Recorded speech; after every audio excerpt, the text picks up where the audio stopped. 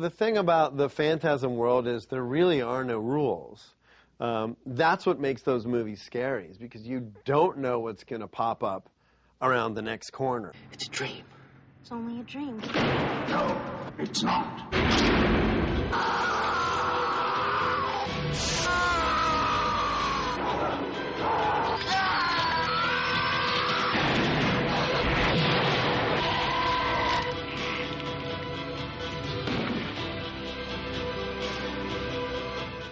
By 1987, I had gotten an opportunity to work on two of the most famous horror sequels.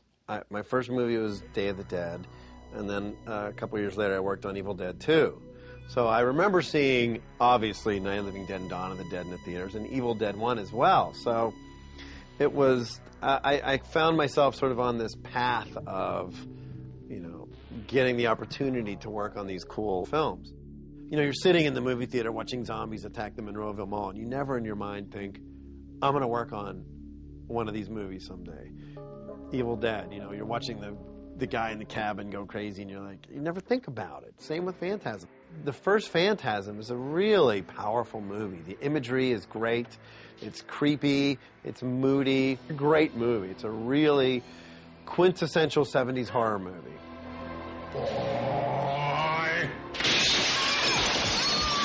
I would have never imagined sitting in the theater watching that movie that I would have had a chance to be standing on set with Angus. So when I moved to Los Angeles in 1985, I had worked at a couple shops, and I became really good friends with Mark Sjostrom. I basically ran his studio for 3 years. So in November of 1987, we started prepping for Phantasm 2. And there was a bunch of meetings with Don Coscarelli. There really wasn't any reference in terms of visually how stuff was supposed to look. It was really, it was all just making things that kind of look creepy and grotesque.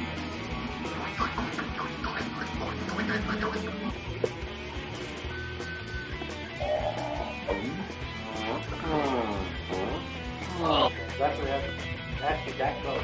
Okay. 1, 2, 3. Oh, yeah, that's great.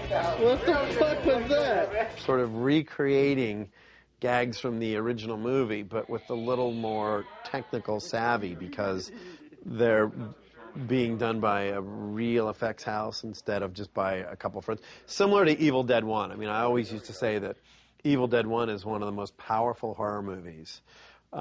And sometimes what takes you out of it is that it just feels like they were sort of making stuff in the cabin sink and then throwing it on people. I mean, that's why having done Evil Dead 2, where everything was just technically cleaner, Phantasm 2 was very similar. So we started prepping for Phantasm 2, and I remember the first thing that they told us was, oh, well, Angus is coming back as the tall man. This is the tall man, half the tall man's face. Angus Grimm is his name. Star of Phantasm. That's his screen name. Screen name. One of the first things that we did was Angus came into the shop and we did life casts of him for the finale of the film, which involved him being stabbed by the embalming fluid and all the yellow ooze and everything starts pouring out of him.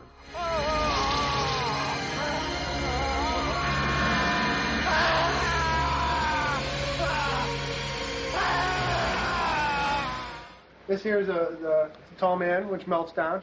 He melts down. This is the final stage where he's, it's not finished yet, but it will be soon. And his flesh is melting off. So that was one of the first instances that we had with the actors coming in. Hi, how are you? I'm Darcy, and I'm from the Delaney Dating Service, and I'm looking for a rotted type of a man. It was also the character who plays Kemi, Samantha Phillips, if I'm not mistaken. There was a whole scene where she had an autopsy scar on her chest. I remember sculpting the chest because we had to do a nude chest cast of her, and it was kind of one of the first, you know, everyone's like, oh, wow, did you get to cast her body? It's probably the most unromantic thing you can ever do, because you have a bunch of people around alginate on their hands and they're getting ready to do the cast of the actress's body, and you kind of go, you don't want to, I mean, you don't want to go, oh, this is great. You want, you know, you're being professional. And one of the first sequences we shot was when the dwarfs invade the house.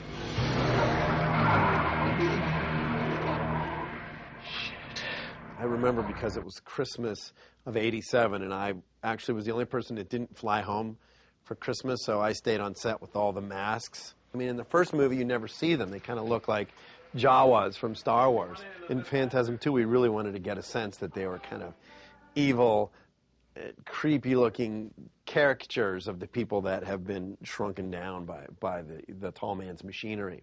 These are the dwarvies. Masks. Tons of masks. And, which one did you sculpt, Bob? Charles Bronson dwarf. And the Boris Karloff dwarf. The masks were all designed for the hooded dwarves to be almost a little alien-like. I remember the one that I sculpted, the eyes were a little further apart. We just wanted them to look weird. And I remember the one that we sculpted for the grandmother that Everett Burrell sculpted. Elizabeth. Oh my God. Emma. It even had a little eyeshadow painted on it. We took pictures of her and it sort of looked like her because it still had kind of like chubby cheeks and was real pleasant looking, but it was demonic at the same time.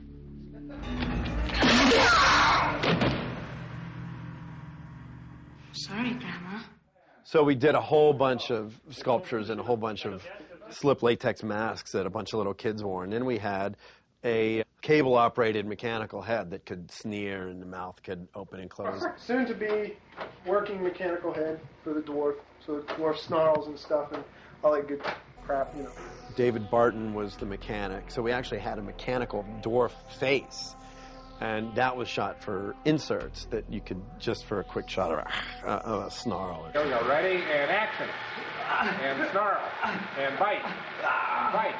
And bite. And bite. The second film really takes the story to a completely different level. We see so much more.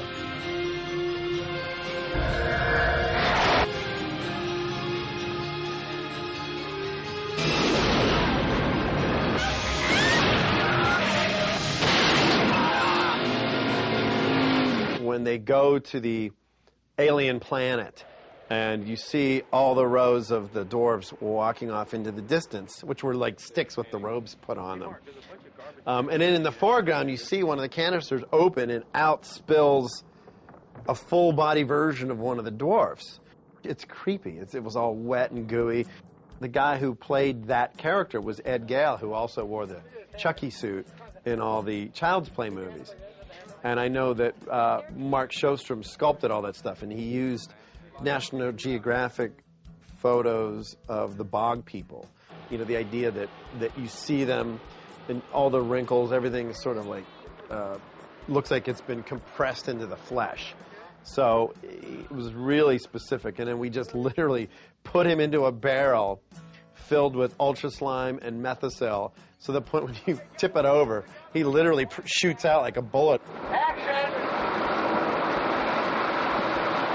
I remember there was one dream sequence that we did where Paula Irvine, and you see her sitting there, and they pull back where her shirt is, and you see this sort of cancerous, bulbous-like creature rise out of her back.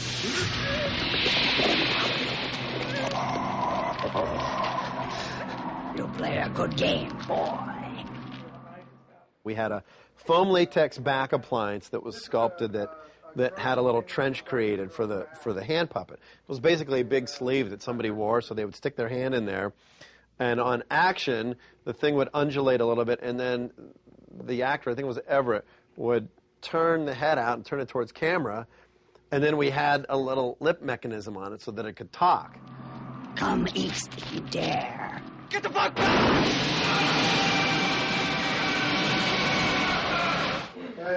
This is a highly top secret thing here.